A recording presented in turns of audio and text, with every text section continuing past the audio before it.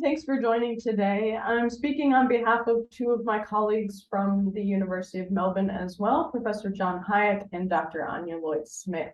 And today I want to share some of our research that we've been doing around community language radio and well-being.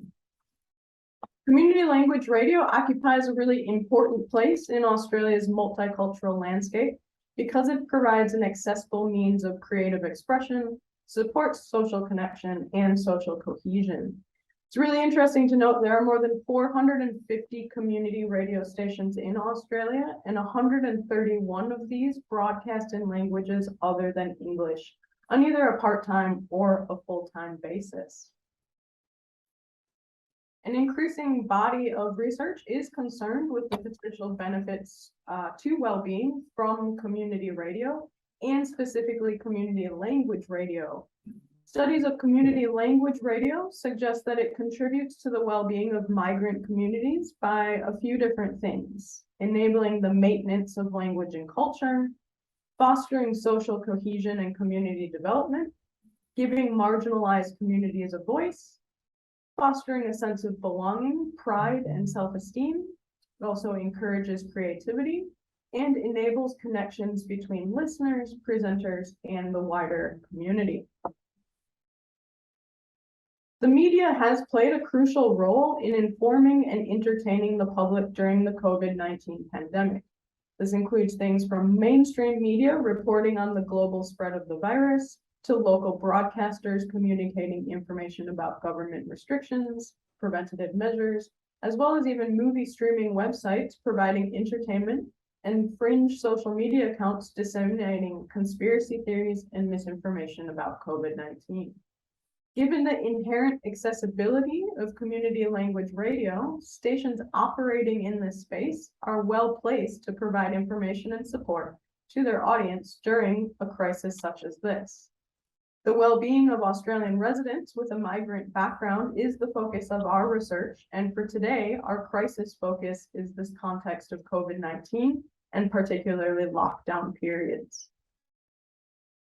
So thanks to the support that we've gotten from Krause and the University of Melbourne Faculty of the Arts, we've been undertaking research in partnership with 3ZZZ, a local Melbourne community radio station that is a community language radio station. It's the perfect case study for considering community language radio because it is Australia's largest ethnic community radio station. It broadcasts in over 70 languages for over 60 ethnic groups on a weekly basis. The project that I want to speak about today explored how A, community language radio in general, and B, presenters of a community language radio station, namely 3ZZZ in Melbourne, Australia, assisted listening audiences in maintaining positive well-being during the COVID-19 global health pandemic. The study was guided by research questions that appear on the screen here. These were to consider the role that community language radio has played during COVID-19 as reported by global media, and then to consider specifically via a case study how presenters from 3ZZZ perceived the station's contribution to those listeners and their well-being during COVID-19 lockdown in Melbourne. We used a mixed methods approach, which included two different elements. First, a state-of-the-art review, and second, an interview-based case study. Our state-of-the-art review considered press reporting on radio and COVID-19. This was done first to situate our research within the context of COVID-19 and the ongoing global pandemic. We then followed up our review with the case study that we undertook with 3ZZZ, and in particular, we interviewed presenters from 3ZZZ. These were semi-structured individual interviews with 4 participants. You can see that we conducted these in June and July of 2020. So while the pandemic was happening and in these periods of Melbourne going in and out of lockdown. So first, I want to just touch on some of the findings from the state-of-the-art review. Around the world, radio in all of its manifestations has been reported to take on the role of keeping listeners informed, entertained, and connected during the COVID-19 pandemic. We saw an increase in radio consumption during the pandemic, and this was reported in Australia, with survey results from the Commercial Radio Australia group indicating that Australians trusted the radio for COVID-19 information, felt that the radio reduced isolation, and felt that it made them feel more connected. In the developing world, community radio stations have played a particularly crucial role in communicating information about COVID-19 to marginalized communities. According to media reports, community radio stations in India and Bangladesh broadcasted public health information in local dialects and languages, reaching rural and remote areas whose residents might otherwise struggle to access information. Similarly, across the African continent, local radio has reached those who may be illiterate or speak only local languages by providing up-to-date information. Additionally, there were press reports that showed that community radio was used to debunk misinformation about COVID-19.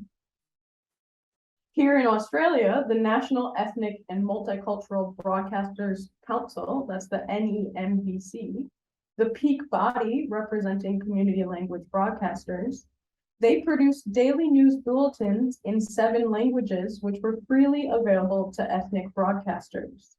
In an effort to increase their capacity to record and broadcast in times of crisis for the provision of timely and accurate information to multilingual communities, ethnic broadcasters in Australia sought to be deemed as, quote, essential services by the government, which then enabled them to work relatively normally during mandated lockdowns. News articles also reported the specific ways that radio stations have provided listeners who might feel isolated during lockdowns with social, personal, and emotional connections. For example, in the UK, the BBC established a campaign that allowed listeners to text and call in for a chat, and the BBC, in collaboration with a charity, started a scheme that allowed people over the age of 70 in the UK to receive a free DAB radio. Reports also detail how the radio provided listeners with a sense of comfort, routine, and normalcy. Some stations noticed a surge in listeners of music-based programs, offering escape from the news-based programs as well. In light of these positive effects for listeners, as well as changes in listener habits during the pandemic reported in the media, let's now turn our attention to our case study. Our thematic analysis with the data that we got from interviewing 3ZZZ presenters identified 4 key themes that reflect how community language radio presenters and the station at large sought to address and support the well-being of their listeners and the broader communities. These were, as listed on the slide here, A, the distribution of information, B, the provision of entertainment, C, the fostering of community pride, and D, the maintenance of presenters' personal and social connections with their listeners. According to the presenters that we interviewed, 3ZZZ was a vital source of information for its diverse audience during Melbourne's COVID-19 lockdown period. Through the airing of real-time information in a constantly changing situation, the station strove to keep its listeners informed and safe. As a community station, it was able to respond on a local level, breaking through language barriers of mainstream media and offering targeted information to their listeners, combating misinformation about specific communities. I will say here, though, that it is important to note that the radio station discussed how there were some difficulties faced by some presenters in being able to continue their broadcasting, say, from home due to limited space, equipment, and/or technical knowledge. Interviewees were clear that they were hoping to help listeners keep their routine by continuing to broadcast. The maintenance of daily routines has been found particularly important for mental well-being in the context of lockdowns, as they can promote predictability and stability in a household. Continuing to broadcast as programmed was hoped to create this sense of normalcy and a sense of comfort by providing entertainment through music and topics other than COVID-19. The social connections and the sense of companionship provided by the radio have played an extremely important role in the context of lockdown and stay-at-home orders. As members of migrant communities already present a higher risk of having feelings of isolation and disconnectedness, and because these feelings might be intensified during pandemic lockdowns, it follows that the consistency of radio programs and the radio presenters themselves may be of crucial importance. The radio station in our case study has indeed endeavored to reduce feelings of social isolation and loneliness amongst listeners.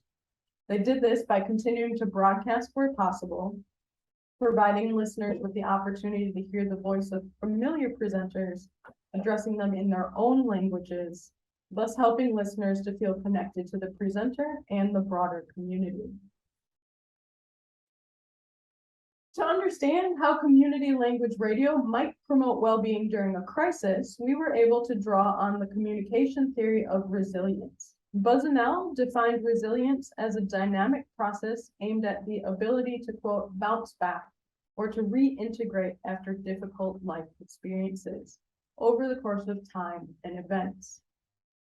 Our findings show how community language radio can assist listeners with constructing resilience through 3 of Buzzanell's 5 communicative processes: crafting normalcy, affirming identity anchors, and maintaining and using communication networks. In our study, radio presenters' decisions to continue regular broadcasting and to talk about issues including and other than COVID-19 were informed by a similar desire to create and maintain normalcy. Furthermore, during periods of lockdown, community language radio enabled listeners to affirm their identity anchors, especially those of ethnicity, culture, country of origin, languages spoken, and religion. One of the presenters we spoke with, Paul, was also able to affirm a positive sense of identity and community pride through his program by refuting misrepresentations of his community that were happening at that time on mainstream media. Moreover, stable communication and social networks are crucial to resilience. 3ZZZ represents a vital communication and social network for many of its listeners. By continuing to broadcast, the station thus enabled listeners to maintain and use their already established networks.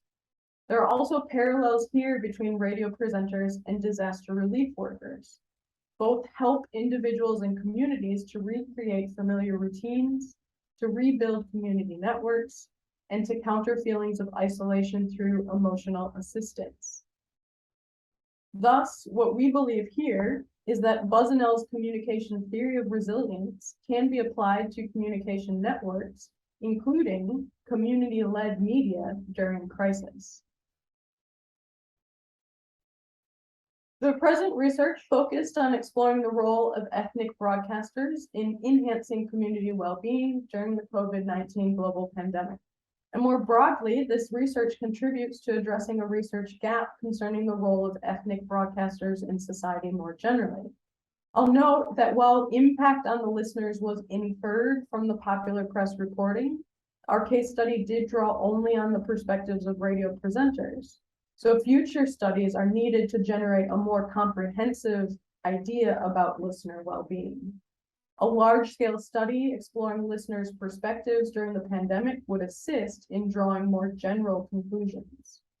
Future research might also consider how community language radio communicates during different types of crises and how it responds perhaps differently, maybe, to those provided by commercial radio or commercial media. Such research may extend existing resilience theories by investigating how community language radio and community media more broadly can contribute to the construction of resilience, the promotion of well-being, especially amongst migrant communities in times of crisis. If you are interested in this project in greater detail, our corresponding journal article has been accepted for publication. We're hoping it comes out soon. And additional work from this broader project continues to be underway, and people can find information on the project page from the Corey website, as well as get in touch with me to find out more information.